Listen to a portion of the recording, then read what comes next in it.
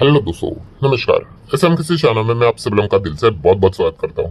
तो चलिए दोस्तों, बहुत सारी चीजों को कवर करना है। काफी लोगों ने कमेंट्स में भी रिक्वेस्ट की थी अलग अलग टॉपिक कवर करने को लेकर। तो चलिए इस वीडियो में उन सारी चीजों को कवर करने की कोशिश करेंगे। स्टार्ट करेंगे ओला इलेक्ट्रिक के साथ। क्यों? जून मंथ खत्म हो गया, आपको बताइए। ऑटो कंपनी के नंबर्स यहाँ पे सामने आए और कुछ पॉपुलर कंपनियां फोकस में रहती है, जैसे कि ओला इलेक्ट्रिक। एक जमाने में इलेक्ट्रिक टू व्हीलर में नंबर वन रहता था। 50% से ज्यादा का मार्केट शेयर इन्हीं के पास था। और आज के दिन के जमाने की अगर हम लोग बात कर ले दोस्तों, तो ओला इलेक्ट्रिक ये थर्ड नंबर पे हम लोग को चलते हुए देखने को मिल रहा है। तो पहला एंड सेकंड पोजीशन किसका देखने को मिल जाता है? तो पहला TVS and second Bajaj auto. So first and second की लड़ाई बजाज ऑटो एंड टीवीएस के बीच में हम लोग को देखने को मिल जाती है। ओला अब धीमे धीमे करके काफी पीछे होते हुए देखने को मिल रहा है। मतलब अगर आप यहाँ पे चेक करोगे तो टीवीएस का जो मार्केट शेयर है अभी two wheeler electric vehicle segment में वो 24% हो चुका है।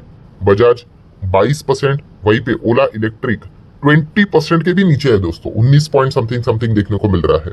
सो एक जमाने में 50 एंड आज के जमाने में आप देख सकते हो 20 के भी नीचे। मतलब क्या है, बहुत कुछ चीजें समझने और सीखने को मिल जाती है कि कोई अगर लीडर है इसका अर्थ ये नहीं कि वो हमेशा के लिए लीडर रहेगा।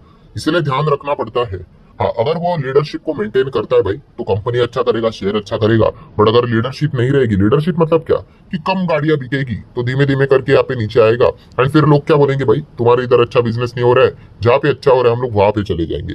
सो ये सारी चीजें हम लोगों को अच्छी तरीके से बताती है कि मार्केट में अगर आप आते हो तो कितना डिसिप्लिन और अलर्टनेस होना चाहिए। ठीक है, इमोशंस को साइड में रखना होता है भाई।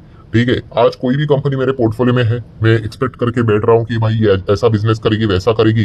कल जाकर अगर कुछ नजर आया कि भाई कंपनी अच्छा नहीं कर रही है, भाई निकल जाऊंगा मैं। ठीक है, कोई इमोशनल अटैचमेंट अटैचमेंट नहीं। तो ये पॉइंट्स भी हम लोग को सीखने को यहाँ पे मिल जाते हैं। देन अगर हम लोग बात करेंगे तो रेमंड, यस रेमंड फोकस में आते हुए देखने को मिला। अभी रेमंड के तीन कंपनियां मार्केट में देखने को यहाँ पे मिल रही है। रेमंड की एक मेन कंपनी, देन एक लाइफस्टाइल एंड तीसरी आपको पता ही है कौन सी? यस, रियल एस्टेट वाली कंपनी। ये आज के दिन यहाँ पे लिस्ट हो गया, आपको पता ही है। डिस्काउंट के ऊपर हम लोग को डेब्यू देखने को यहाँ पे मिल गया। ठीक है, वो तो शुरुआत में हम लोग को चीजें देखने को मिल जाती है। बाद में अगर कंपनी अच्छा करेगी तो ऊपर, नहीं तो नीचे, ये तो चीजें यहाँ पे चलती रहती है। बट इस चीज का फायदा किसको हो गया? रेमंड के शेयर होल्डर को हो गया। बिकॉज जो इनका हम लोग को होल्डिंग देखने को मिल जाता है, उन्हीं के पास ज्यादा देखने को यहाँ पे मिलता है। नेक्स्ट अगर हम लोग बात करेंगे Tata Motors, yes Tata motor के भी आंकड़े हम लोग को देखने को यहाँ पे मिल चुके हैं। आज 1 तारीख है एंड आप यहाँ पे देख सकते हो। ठीक है भाई, गाड़ियां यहाँ पे बेची है, रजिस्टर की है, सब कुछ ठीक है। बट परसेंटेज क्या है? तो परसेंटेज आप देख सकते हैं, टोटल कमर्शियल व्हीकल सेल्स कितना भी मतलब यूनिट हो, इंपॉर्टेंट चीज है कितना परसेंटेज। तो 6% year on year basis negative growth देखने को मिल रही है। मतलब माइनस में जा रहा है। पहले अगर पिछले साल 100 गाड़ियां बेची थी, इस वक्त हम कह सकते हैं 94 ही गाड़ियां बेची है। 6% कम देखने को मिल रहा है। एंड पैसेंजर व्हीकल की बात कर ले तो वहां पे तो 10% का year on year basis come performance हम लोग को देखने को मिल रहा है। आप चाहो तो डोमेस्टिक लेवल पे सेल्स का परफॉर्मेंस देख सकते हो, जहां पे आपको ये सिर्फ जून मंथ का कंपैरिजन मिलेगा। ठीक है, आप चेक कर सकते हो, सारा लिखा हुआ है कि जून 24 और जून 25 12% की गिरावट है। मतलब पिछले 24 के हिसाब से जून में कितना था? 74,000 से ज्यादा गाड़ियां बेची थी। इस जून में 65,000 के करीब। एंड अगर आप क्वार्टर वन के हिसाब से जाना चाहते हो तो ये भी डेटा अवेलेबल है, जहां पे आप देख सकते हो 10% की गिरावट डोमेस्टिक सेल्स में देखने को मिल रही है। अगर आपको इसका डिटेल भी चाहिए तो वो भी अवेलेबल है कमर्शियल व्हीकल के हिसाब से, जहाँ पे हेवी कमर्शियल व्हीकल मिलेंगे, लाइट कमर्शियल व्हीकल मिलेंगे, पैसेंजर कैरियर मिलेंगे, कार्गोस भी यहाँ पे मिल जाएंगे, पिकअप भी यहाँ पे मिल जाएंगे। तो ये पूरा डेटा भी यहाँ पे अवेलेबल है। बट आप देख सकते हो दोस्तों, यहाँ पे मंथली 5% की गिरावट देखने को यहाँ पे मिल रही है। मतलब ईयरली हिसाब से अगर हम चेक करें, मंथ के हिसाब से जून जून का कंपैरिजन एंड क्वार्टर का कंपैरिजन चेक कर ले तो ओवरऑल 6% की गिरावट देखने को मिल रही है। मतलब हर जगह पे माइनस का ही परफॉर्मेंस नजर आ रहा है। एंड किधर अगर प्लस नजर भी आ रहा है तो काफी नॉमिनल 5-1%, दैट्स इट। देन अगर हम आ जाते हैं कि टाटा मोटर के और जो खास करके लोग जो ध्यान रखते हैं पैसेंजर व्हीकल में इलेक्ट्रिक व्हीकल सेगमेंट, उसको ध्यान रखा जाता है। तो इलेक्ट्रिक व्हीकल आप देख सकते हैं, नीचे लिखा हुआ है आईबी प्लस डोमेस्टिक। डोमेस्टिक मतलब हमारे देश में कितना बिजनेस हो रहा है, इलेक्ट्रिक गाड़ियां बेची जा रही, प्लस आईबी बोले तो इंटरनेशनल मार्केट। ठीक है, इंटरनेशनल बिजनेस क्या यहाँ पे कहलाता है। तो आप देख सकते हैं दोस्तों, जून 2024 में लगभग 4,657 इलेक्ट्रिक व्हीकल गाड़ियां बेची थी। यही 2025 की बात करें, जून में 5,000 से ज्यादा। तो चलो यहाँ पे तो 12% की ग्रोथ नजर आ रही है। बट अगर हम लोग वहीं पे क्वार्टरली वाइज अगर चला जाए तो वहां पे 2% की डी ग्रोथ, मतलब माइनस में ही परफॉर्मेंस देखने को मिला। तो ओवरऑल हम कह सकते हैं टाटा मोटर भी ठीक ही कर रहा है यहाँ पे, इसीलिए तो ये इतना नीचे है। ठीक है, तो हम यहाँ पे कह सकते हैं कि इतना कुछ बिजनेस में कोई सुपर डुपर परफॉर्मेंस तो देखने को यहाँ पे नहीं मिल रहा है। कंपनी को कम बैक करना है तो काफी सुपर डुपर परफॉर्मेंस कंसिस्टेंटली दिखाना पड़ेगा। देन हम बात करेंगे, यस काफी लोग कमेंट सेक्शन में एक भाई मैसेज करते जा रहे सर वीबीएल को लेकर आर्टिकल्स यहाँ पे आ रहे हैं, जैसे कि आप देख सकते हो वरुण बेवरेजेस, एशियन पेंट, ये क्या बोला जा रहा है, ये ट्रैप भी। तो दोस्तों ट्रैप भी मतलब यहाँ पे आपको बताना चाहूंगा कि क्या हो रहा है, ये बातचीत चल रही कि देखो ये दोनों कंपनी अपने अपने सेक्टर में लीडर्स है।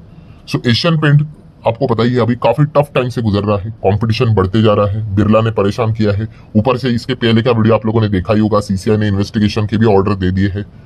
देन अगर देखें तो जेएसडब्ल्यू पेंट भी अभी बड़ा कंपनी बनते हुए देखने को मिलेगा, एक्सोनोबिल को खरीदा। मतलब एशियन पेंट की जो कुर्सी है नंबर 1 का जो ताज है वो खतरे में। सिमिलर वे ये इसी से रिलेटेड डिस्कशन है कि आप वरुण बेवरेजेस का भी ताज अभी खतरे में है, क्योंकि वीबीएल की भी अगर मैं बात करूं तो आपको याद होगा मैंने एक डिटेल में वीडियो बनाया था, ये वाला हमारे चैनल का ही वीडियो है, ठीक है, जहां पे मैंने आपको बताया था कि 8,000 करोड़ का कैपेक्स किया किसने, कैंपा कोला, मुकेश अंबानी की कंपनी। एंड न्यू लिस्टिंग भी यहाँ पे हो सकती है आईपीओ की, कौन सा, कि अभी वीबीएल जो हम लोग को देखने को मिल जाता है, ये पेप्सी कोका कौन है, बॉटलर है। सो पेप्सी का सबसे बड़ा कॉम्पिटिटर कौन है, कोका कोला। सो उसका जो बॉटलर जो हम लोग को देखने को मिल जाता है उसका आईपीओ यहाँ पे आ सकता है, ऐसी खबरें हम लोग को देखने को मिली थी। तो अगर ऐसा हुआ तो वीबीएल के ऊपर डबल अटैक होते हुए देखने को मिलेगा, एक तो कैंपा कोला के ओर से बिजनेस वाइज, एंड अगर बॉटलर के हिसाब से बात कर ले तो वो तो बैक एंड तो चल ही रहा है अनलिस्टेड मार्केट में, बट लिस्टिंग स्पेस में भी एक ऑप्शन अवेलेबल हो जाएगा। तो इसीलिए डिस्कशन हम लोग को मार्केट में होते हुए देखने को मिल रहा है, ठीक है। एंड इसी पॉइंट को लेकर वीबीएल में भी थोड़ा सा हम लोग को प्रेशर देखने को मिल रहा है। अगर आप चाहिए चाहो तो वीडियो को देख सकते हैं, इसका लिंक मैंने ऊपर आई बटन पे दिया है, जहां पे मैंने आपको यहाँ पे बताया था कि क्यों यहाँ पे इस बिजनेस में अभी हम लोग को थोड़ा सा डिस्टर्बेंस देखने को मिल सकता है। नेक्स्ट अगर हम लोग बात करेंगे PG Electroplast, sir PG Electroplast इतना जबरदस्त भागता था, अभी भाग ही नहीं रहा है। तो दोस्तों सेम वही चीज जो मैंने मल्टीपल टाइम्स आपको यहाँ पे समझाई है, सिखाई है, ठीक है, और ये बार बार चीजें चलती रहेंगी। कौन सा, जो तेजी देखकर किसी भी स्टॉक में घुसेगा भाई वो फंसेगा, ठीक है। पीजी इलेक्ट्रोप्लास्ट ने एकदम कड़क रिटर्न्स यहाँ पे दे दिया। हर किसी को पता है कंपनी पहले नेगेटिव परफॉर्मेंस दिखाती थी, लॉस में चलती थी, फिर प्रॉफिट में आ गई, एंड फिर कंपनी के अर्निंग्स डबल ट्रिपल होते हुए देखने को यहाँ पे मिल गए। तो इसीलिए जिन्होंने स्टेज 1 में निवेश किया था भाई उन्होंने जमकर कमाया, और बाद में जो एकदम तेजी बीजी देखकर भाई निवेश कर लेते आपको पता ही है, फिर वो ऊपर से प्रॉफिट बुकिंग आ जाती है एंड दे फील ट्रैप। तो इसीलिए मैंने आपको बहुत बार समझाया कि जब तक आप मार्केट के बेसिक्स रूल नहीं समझोगे, आप इमोशंस को देखकर अगर किसी भी कंपनी में चले जाओगे तो आप फंसोगे ही फंसोगे, ठीक है। कोई कंपनी खराब नहीं होती भाई, हर कंपनी में आपको ये चीजें देखने को मिलेगी, तेजी आएगी, एक्सट्रीम तेजी, फ्लैट परफॉर्मेंस, मंदी, एक्सट्रीम मंदी। तो ये पॉइंट आपको पता होना चाहिए। तो इसलिए बिजनेस वाइज फोकस होना चाहिए, जैसे मैंने हमेशा कहा है कि B is equal to B. इसके अलावा अगर आप कोई भी चीज करते हो, सिर्फ तेजी देखकर अगर किसी भी कंपनी में चले जाते हो, या फिर गिरावट के चलते डर के मारे भी एग्जिट कर लेते हो, तो बाद में आपको पछतावा भी यहाँ पे हो सकता है, ठीक है। और इसी प्रकार की कहानियां मल्टीपल कितने सारे कंपनीज में हम लोग को देखने को यहाँ पे मिलती रहती है।